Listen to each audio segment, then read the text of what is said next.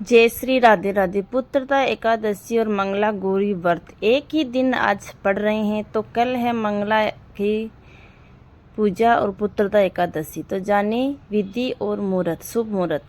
सावन का पवित्र महीना चल रहा है। सावन का महीना भगवान शिव को बहुत प्रिय है। कल यानी 5 अगस्त को सावन का चौथा और अंतिम मंगला गौरी व्रत रखा जाएगा। मंगला गौरी व्रत के साथ ही 5 अगस्त को सावन माह की पुत्रदा एकादशी भी है।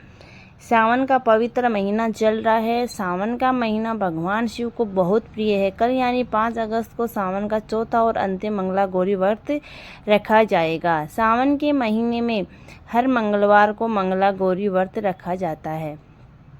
ये व्रत माता पार्वती को समर्पित होता है। मंगला गौरी व्रत के साथ ही कल यानी 5 अगस्त को सावन माह की पुत्रदा एकादशी भी है। मंगला गौरी व्रत और पुत्रदा एकादशी व्रत एक साथ पढ़ने से इस दिन का महत्व कई गुना बढ़ जाता है। तो आप जान सकते हैं कि आखिर आपको इसको करना क्या है, इसका महत्व क्या है। पुत्रदा एकादशी और मंगला गौरी एक ही दिन व्रत पढ़ रहे हैं। पुत्रदा एकादशी का महत्व आपको बताते हैं। सावन माह की शुक्ल पक्ष की एकादशी तिथि को पुत्रदा एकादशी कहा जाता है।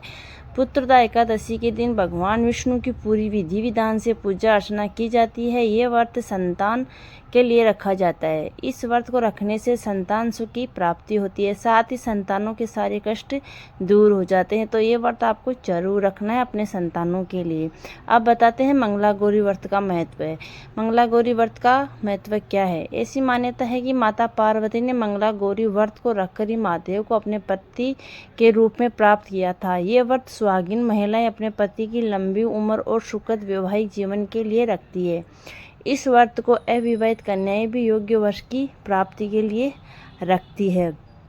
तो आप सबको ये ज़रूर रखना है और ये वीडियो अच्छा लगे तो शेयर ज़रूर करना है। अब आपको बताते हैं मंगला गौरी व्रत पूजा विधि। मंगला गौरी व्रत के दिन सुबह जल्दी उठे, स्नान आदि के बाद स्वच्छ कपड़े धारण करें, माता पार्वती की प्रतिमा के सामने व्रत का संकल्प ले और दीप प्रज्वलित करें। इसके पश्चात पूरी विधि विधान से माता पार्वती की पूजा अर्चना और 16 श्रृंगार अर्पित करें। पूजा समाप्त होने के बाद माता पार्वती की आरती करें और भोग लगाएं। माँ से अखंड सौभाग्य के लिए प्रार्थना भी करें। मंगला गौरी व्रत शुभ मुहूर्त। अब आपको बताते हैं कि मंगला गौरी व्रत का शुभ मुहूर्त क्या है। मंगला ब्रह्म मुहूर्त में 4:20 से 4:05 तक आप उठ जाइए और प्रातः संध्या 4:41 AM तक 5:45 AM। अभिजीत मुहूर्त 12 PM से 12:54 PM। विजय मुहूर्त 2:41 PM से 3:45 PM। ये मुहूर्त आप अच्छे से जान लीजिएगा, टाइम नोट कर लीजिएगा। गोधूली मुहूर्त 7:09 PM से 7:7:30 PM।